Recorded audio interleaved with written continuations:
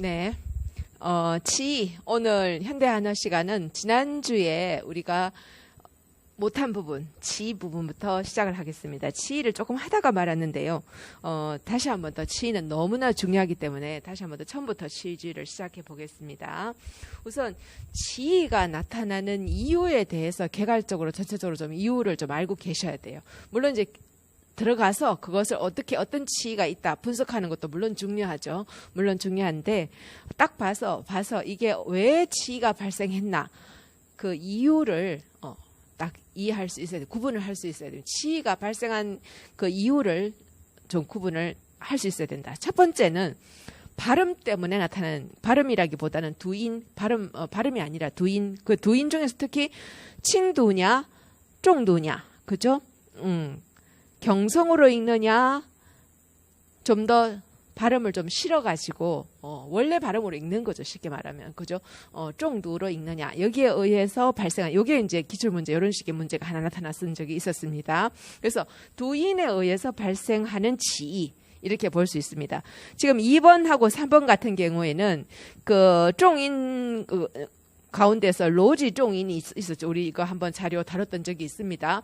로지 쫑인은 의도적으로 거기에다가 쫑인을 실은 거죠. 소리를 강하게 하는 거죠. 우리 한국에서도 그런 상황 발생하잖아요. 쫑인을 어디다가 의도적으로 거기에다가 갖다 왜? 이래버리면은 그죠? 왜? 이거는 그냥 이유가 궁금한 거죠. 근데 왜? 이렇게 아까 쫑인을 딱 실어버리면 어떻게 됩니까? 어이가 없네? 이해가 안 되네? 거기에 의미가 말하고자 하는 의미가 그 속에 벌써 왜라는 거 길게 빼는 그 쫑인에 벌써 의도가 딱 들어있는 거죠. 그렇죠? 우리 한국에도 그런 상황이 있기 때문에 화자가 의도적으로 거기에다가 쫑인을 실는 겁니다. 소리를 강하게 읽는 거죠. 그게 이제 있는데 2번 같은 경우에는 사실 문제가 나오기가 그렇게 쉽지 않습니다. 왜? 발음을 그렇게 해야 되는데 우리가 지금 글로 지금 서면으로 시험을 치고 있는데 거기에 발음을 의도적으로 로지 쫑인을 실는 것을 할 수가 없죠. 사실 시험에 낼 수가 없는데 상황은 이해하고 계셔야 됩니다. 그래서 예를 들어서 시수이 상장有的是化妆品에서 그냥 읽으면 그냥 거기에 화장품이 많단다. 그냥 이런 느낌이죠. 그래서 로지 쫑인을 만약에 有的是 이렇게 我有的是钱 이렇게 말해요. 我有的是钱我有的是时间 이런 식으로 내가 有的是에 강조를 하면 그것뿐이다 라는 뜻이죠. 쉽게 말하면 뭐 有的是钱 나한테는 뭐 돈뿐이잖아. 내가 돈만 많지 돈은 확실히 많지 뭐 다른 건 몰라도 뭐 이런 의미죠. 그래서 有的是에다가 쫑인을 일부러 실으면 화장품이 너무나 그곳에 많다는 뜻이 된다. 돈이 내가 가진 건 돈뿐이야 이런 뜻이 된다. 그죠? 예, 그렇게 된다. 그 다음에 로지 쫑인을 만약에 화장품에다가 넣어버리면 그래서 시수이 상장 有的是化妆品 이렇게 말하면 뭐야? 다른 건 없고 그게 다 화장품뿐이야 이런 뜻입니다.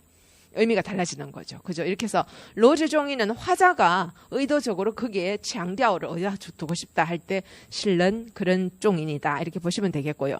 이거 같은 경우에는 또인츠들이 우리 존재하죠. 그죠? 굉장히 많이 존재하죠. 우리 한어 시간에 이번에 또인츠를 할 겁니다. 시간 안 되겠지만 못하면 다음 주에 넘어가겠죠.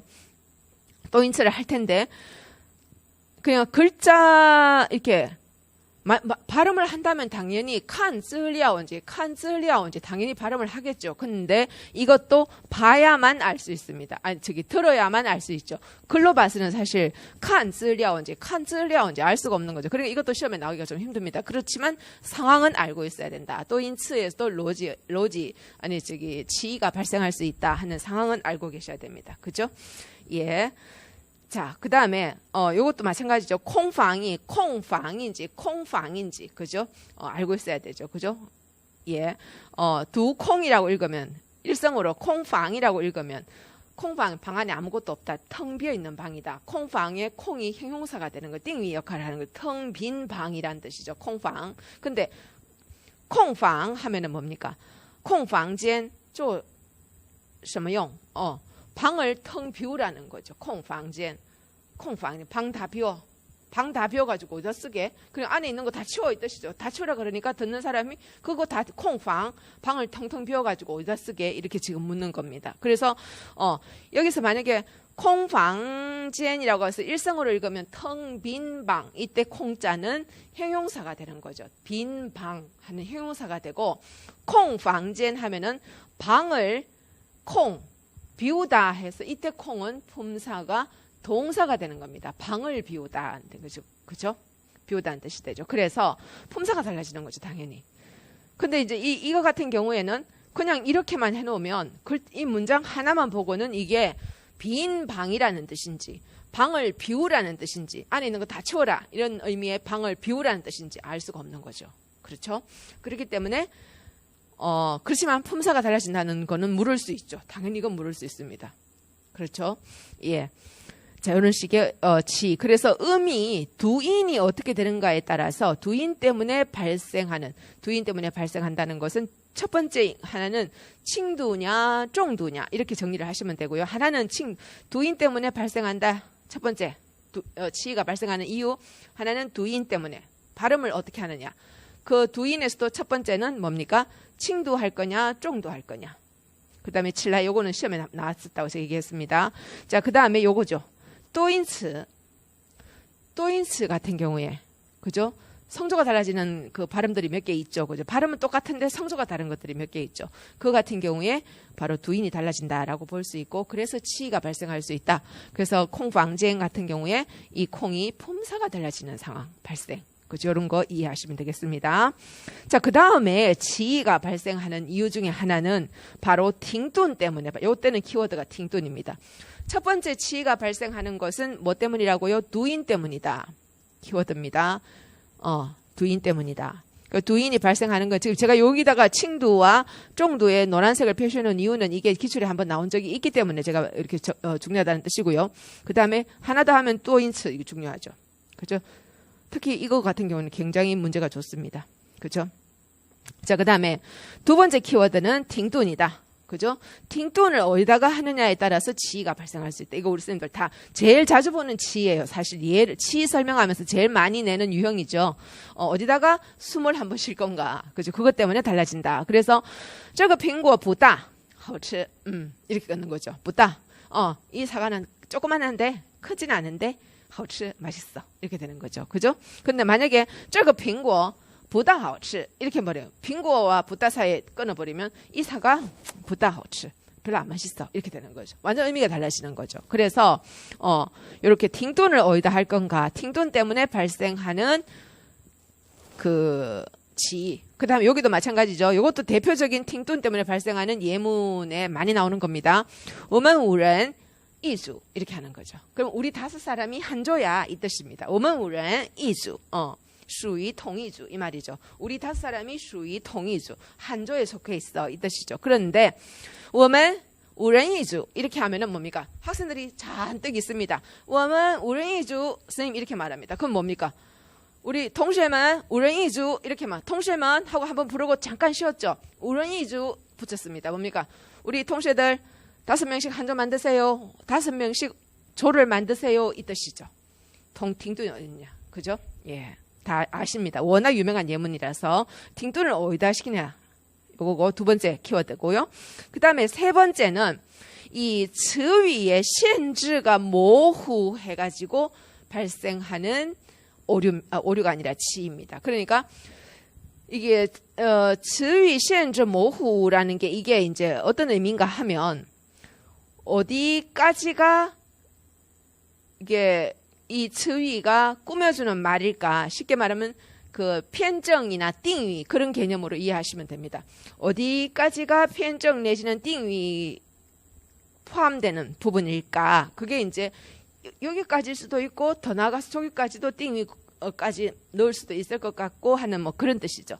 그래서 지금 여기 보시면 이 词语限制模糊에서 이제 여기 이제 하나 예로 든 게 方位词, 时间词 이런 것이 이제 어디까지가 경계를 이루는지 모호해가지고 발생한다 이렇게 되는데 이거 지난번에 이것까지 하다가 제가 고개를 갸우뚱하다가 말았는데요. 그래서 제가 한참을 생각했는데 답은 ABC 세 개가 이제 나올 수 있다. 치가 세 개가 발생할 수 있다. 이렇게 이제 나왔거든요.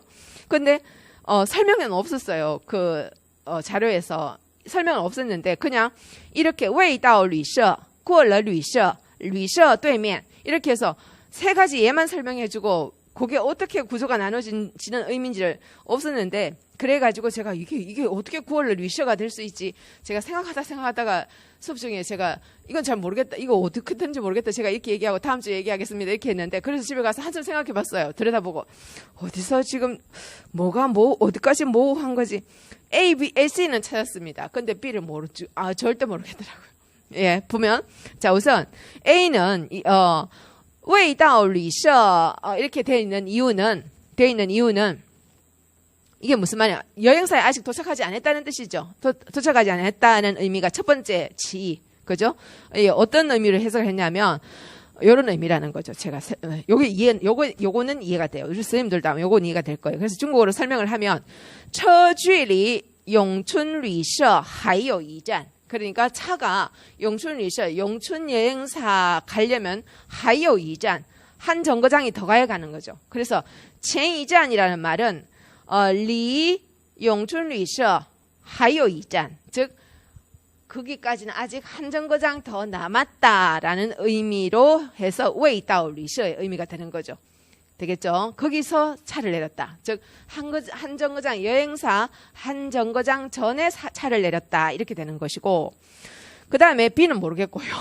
C는 리셔 对面 对面이라는 것이 길 건너편 对面은 아니고 제가 생각하기에는 길 건너편 对面이 아니라 그车在永春旅社门前的车站 바로 여행사가 여기 있으면 바로 그 앞에 있는 그 여행사 건물 앞에 정류장이 하나 있는 거죠. 그래서 그 앞에 있는 거기에서 정류장에서 내렸다. 차가 멈췄고 그가 내렸다. 이런 뜻이다. 그래서 리셔 对面이라는 건 바로 그렇게 이해를 했습니다. 对面 하면은 뭡니까? 길 건너 对面, 过马路 对面인가? 처음에 저는 그렇게 생각했는데 过马路는 아니고 过马路란 말도 없기 때문에 이 对面은 그 건물 앞에 있는 바로 앞에 있는 역이 하나 있나 보다 이렇게 이해할 수 있는 거죠. 바로 건물 거기 바로 앞에 역이 하나 있고 거기 저기 버스역에서 내렸다. 뭐 아니면 그런 식으로 이해를 할 수 있겠다. 근데 콜러 리셔는 뭔지 죽어도 모르겠습니다. 저도. 예. 요렇게 이제 지셔. 그러니까 이 첸이라는 말이 이게 바로 그 방웨이츠잖아요. 그죠? 방웨이츠잖아요. 이 방웨이츠가 어디까지가 경계인지. 그죠? 그界限 여기서 취지가 바로 그 말이죠. 그죠? 방웨이츠의 취지의 경계가 불분명해서 지가 발생할 수 있다. 되겠죠? 자, 그렇게 되는 거. 그 다음에 두 번째, 相对意义之间有中间概念. 요것도 이제 경계가 불분명해서 나오는 건데요. 바로 뭐냐면, 不赢 이렇게 말했습니다. 这场足球我不赢 이렇게 말했습니다. 그러면 이번 경기 축구 시합에서 我不赢 나는 못 이긴다 뭐 이렇게 했는데 못 이긴다 하는 不赢이란 말은 不赢이라고 한다고 해서 진다는 말은 아니라는 거죠. 그러니까 이 말 자체가 개념 자체가 그 중간에 다른 개념들이 있는 거죠. 그래서 요中间概念 다른 개념들이 그 중간에 있기 때문에 치가 못 이긴다 한다고 해서 진다 이렇게 얘기할 수는 없는 거죠. 왜? 무승부도 있잖아요. 그렇죠? 그러니까 바로 이거죠. 잉이라는 이 뜻은 不一定就表示输 진다는 뜻을 말하는 건 아니죠. 그죠? 그래서 不赢 하는 것은 不输不赢 즉和局 무승부 和局가 바로 무승부죠. 그죠? 不输不赢 이기는 것도 아니고 지는 것도 아니고 和局 무승부. 그래서 못 이긴다라고 한 것은 진다가 아니다는 거죠. 그 안에 다른 중간概念이 더 있을 수 있다. 이것은 무슨 말인지 금방 좋아하지 않는다고 사랑하지 않는다고 해서 뭐 좋아하지 않는다는 뜻은 아니야. 뭐 드라마 대사 같은 그런 말들도 있잖아요. 그죠? 자, 그다음에 3번 여기에서 3번 같은 경우 요거는 이제 그 3번은 솔직히 말하면 词语限制模糊 때문에 발생한 건 아닙니다. 어떤 어휘가 어디까지 이렇게 범주가 포함되는지에 대한 그 限制模糊 때문에 발생하는 건 아니에요. 이건 뭐냐면 어휘를 선택을 이런 거 같은 계약 같은 거를 만약에 이렇게 하면 큰일 나죠. 그죠? 词语选择 이게 잘못된 거죠. 예를 들어서 2002年元月1日前按时交货. 그러면 2002년 1월 1일 전에 按时交货, 시간에 맞춰서 交货, 물건을 인도한다. 이 말이죠. 그죠? 그런데 물건을 인도한다는데 必须交货, 반드시 인도해야 된다. 물건을. A번과 2번은 交货에 대한 交货量을, 货量을 표시를 안 했기 때문에 按时交货에서 예를 들어서 뭐 얼마를 그게 맞춰서 뭐 몇 톤이면 몇 톤, 몇 개면 몇 개, 물건의 수량이 분명히 표시되어 있어야 되는데 표시가 안 되는 이런 식은 사실 지라기보다는 완전히 잘못된 완전 잘못된 내용이죠. 그죠? 그래서 이거는 시험에 나올 일은 별로 없다. 이렇게 보면 되겠습니다. 이건 지가 아니라 글을 잘못 적었거나 번역을 잘못했거나 둘 중에 하나죠.